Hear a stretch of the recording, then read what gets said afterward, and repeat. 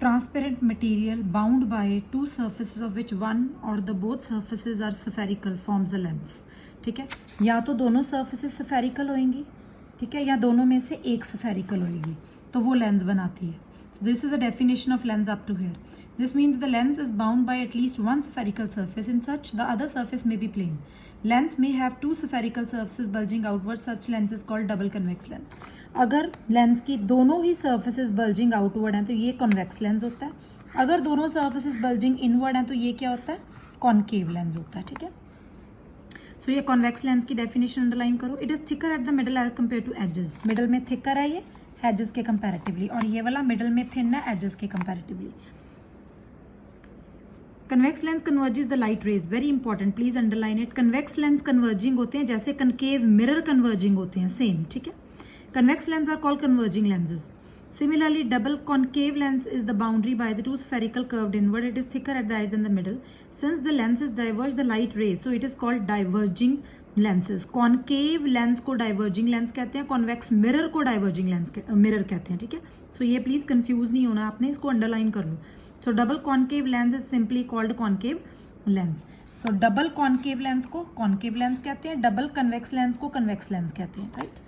इसके बिना कौन कौन से हो सकते हैं बेटा? प्लेनो कॉन्वेक्स भी होता है, प्लेनो कॉनकेव भी होता है, एक स्फेरिकल एक प्लेन। सो ऐसे तरह के बहुत सारे लेंसेज अवेलेबल हैं, right?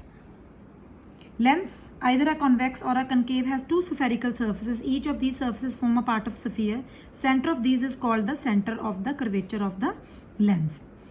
Centre of curvature is usually represented by letter C. So ये आपकी डेफिनेशन है यहाँ से लेके यहाँ तक सेंटर ऑफ कर्वेचर तक की। ठीक है, there are two centers of curvature, you may represent them as C1 and C2. Imaginary line, straight line passing through these centers, ये underline कीजिए next definition. Imaginary line passing through these centers is called principal axis up to here. The center point of the lens is called optical center, ये भी underline करो। optical center की definition में सारा इकट्ठा explain करती हूँ। A ray of light through the optical center of lens pass without suffering any deviation. Effective diameter of the circular outline of this is called aperture, ये aperture की definition underline कीजिए। To such the lenses whose aperture is much less than radius, such lenses are called thin lenses with small aperture. तो हमने ये thin lens use करने हैं अपने काम करने के लिए। कौन से होते हैं थिन लेंस? जिसमें अपर्चर लेस होता है रेडियस ऑफ कर्वेचर का। सो ये आपकी एजम्पशन आ गई फॉर लेंसेज, राइट? सो उन्होंने बताया क्या है कि अगर आप कोई भी लेंस लेते हो, इमेजिन ये लेंस लेते हैं, तो दोनों ही लेंस एक स्फीयर का पार्ट है। ठीक है, ये वाली सरफेस भी एक स्फीयर बनाती है, राइट? इट मीन लेंस के केस में हमारे पास दो सेंटर ऑफ कर्वेचर है, एक ये वाला एक ये वाला। ठीक है, सो इसमें एक इधर बनेगा C2, एक इस सरफेस का बनेगा इधर C1, राइट? सो ये सेंटर ऑफ कर्वेचर की डेफिनेशन होगी आपकी। कोई भी लाइन और इस जो लेंस का सेंटर पार्ट है उसको कहते हैं ऑप्टिकल सेंटर। कोई भी लाइन जो ऑप्टिकल सेंटर और सेंटर ऑफ कर्वेचर को ज्वाइन करती है उसको प्रिंसिपल एक्सिस कहते हैं, राइट? ये जो लेंथ है इसके कर्व्ड पार्ट की, इसको अपर्चर कहते हैं। ठीक है जी, सो अप टू हियर इन्होंने इतना ही एक्सप्लेन किया हमें, right? Then you come to this, पहले इसके साथ क्वेश्चन लिखो, calculate the focal length of the convex lens. तो ये क्वेश्चन है इसके साथ। ठीक है, कन्वेक्स लेंस वाले में भी सेम हमने किया है। We will stand in the sunlight, अपने हाथ में एक कन्वेक्स लेंस पकड़ लो। ठीक है, यहाँ से सन की रेज लेंस के ऊपर फॉल करवाओ। ठीक है, लेंस के पीछे आपने एक पेपर पकड़ के खड़े हो जाना है। लेंस को आगे पीछे करो, इसको भी आगे पीछे करो, तब तक आगे पीछे करना जब तक आपको इसकी इमेज लेंस में से निकलने के बाद पेपर के ऊपर नजर नहीं आती। यहाँ पे इमेज दिखने लग जाएगी, एक डॉट आपको। ठीक है ना, तो सन की image after refraction through the lens आपको यहाँ पेपर पे नजर आएगी। इसको आगे पीछे करो, जहाँ पे आपको डॉट बिल्कुल क्लियर नजर आए, just stop at that point. फिर स्केल लेके इसके सेंटर से यहाँ तक का डिस्टेंस मेजर कर लो, ये आपकी फोकल लेंथ होती है। अगर आप काफ़ी टाइम तक खड़े रहोगे यहाँ पे तो यहाँ पे बर्न होना शुरू हो जाएगा। ये why? Because this is a convex lens, it is called converging lens.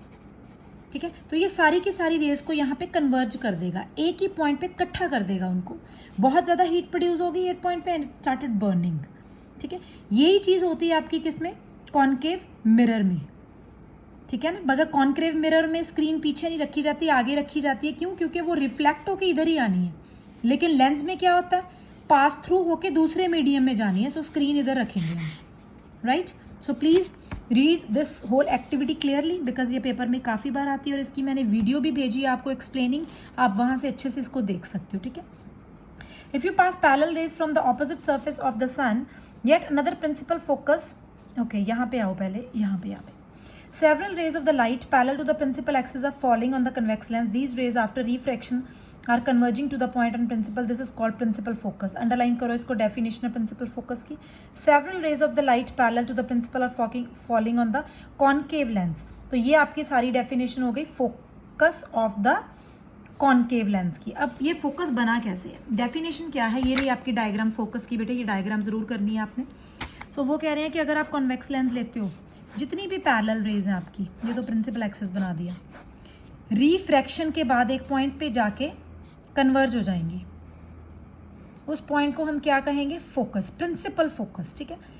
क्योंकि इस सरफेस ने भी करना है रिफ्रैक्शन, ये सरफेस भी करेगी रिफ्रैक्शन, तो एक फोकस इधर भी बनेगा, राइट. लेकिन हमारा प्रिंसिपल फोकस कन्वेक्स में कौन सा है, ये वाला, राइट. सो दिस वन, तो ये आपका क्या है, सेंटर ऑफ कर्वेचर. तो फोकस आपके ऑप्टिकल सेंटर और सेंटर ऑफ कर्वेचर के बीच में होता है. इसका मतलब जितनी लेंथ ही है उतनी लेंथ ही है, तो मैं इसको 2f2 भी लिख सकती हूँ. Same is for this case, इसको 2f1 भी लिख सकते हैं. डायग्राम में देखो इन्होंने 2f2 2f1 लिखा है, c1 c2 को. दिस इज परफेक्टली ओके, ठीक है. तो अब फोकस इसका कैसे हुआ, इस केस में क्या, ये डाइवर्जिंग है. डाइवर्जिंग मतलब जो भी रेज पैरेलल आई, ये तो ऑप्टिकल सेंटर बनाए ना, जो भी रेज पैरेलल आई आपकी, उन्होंने डाइवर्ज हो जाना है, फैल जाना इधर उधर, एक जगह इकट्ठे नहीं होना. जब मैंने उनको पीछे प्रोड्यूस किया तो यहां आके मीट किए हैं वो.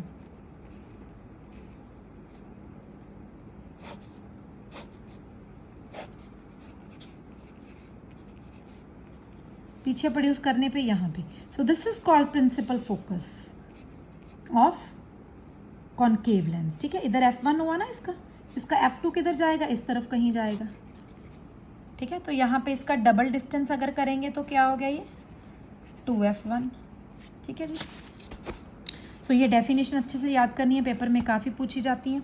If we pass the parallel rays from the opposite surface of lens, you will find another principal focus on the opposite side. Let f be usually used for the principal focus. Hence a lens has two principal focus represented by f1 and f2.